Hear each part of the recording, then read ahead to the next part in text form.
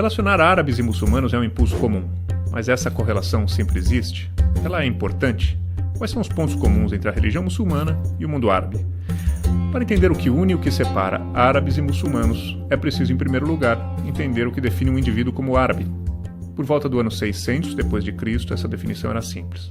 Os árabes estavam principalmente em tribos dispersas pela Península Arábica. Entre eles estava Maomé, que é o fundador da religião muçulmana, que em português também é chamada de Islã. O islamismo unificou as tribos e possibilitou que elas se expandissem principalmente para o norte da África e o Oriente Médio. Esse deslocamento dos árabes levou consigo, além da religião, os costumes e a língua também.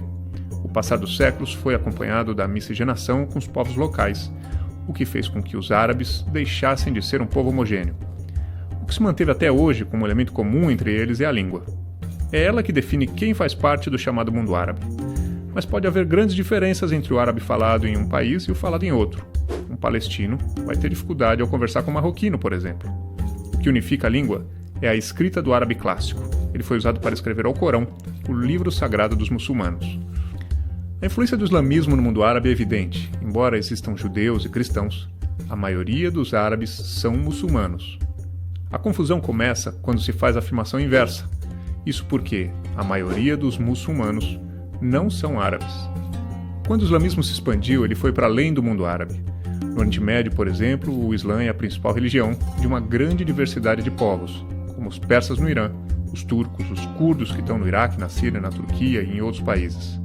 Todos esses povos têm alguns pontos em comum com os árabes, mas são povos distintos, com línguas e com costumes próprios. A maioria dos muçulmanos, no entanto, nem sequer está no Oriente Médio. Os 4 países com o maior número absoluto de pessoas que têm o Islã como sua principal religião estão na Ásia: Indonésia, Índia, Paquistão e Bangladesh. Na Índia, eles são uma grande minoria. No contexto dos 1,2 bilhão de habitantes do país, os 170 milhões de muçulmanos são uma religião minoritária. O islamismo também não é homogêneo. Na atual Arábia Saudita, berço dessa religião, a principal corrente é o sunismo, incluindo uma de suas vertentes chamada wahhabismo. No Irã, predomina o xiismo. Cada um tem sua própria interpretação do que é ser muçulmano, e há também diferentes tipos de relação entre a religião e o Estado. A Turquia, por exemplo, é um Estado secular, ou seja, ela não tem leis com motivação religiosa. Por outro lado, o Irã e a Arábia Saudita têm o islamismo como base da constituição desses países. Além das diferentes correntes, a forma de se relacionar com a religião também varia de pessoa para pessoa. Assim como acontece no cristianismo e em outras religiões, há desde praticantes fervorosos e assíduos até os que mantêm uma relação quase apenas cultural com a religião.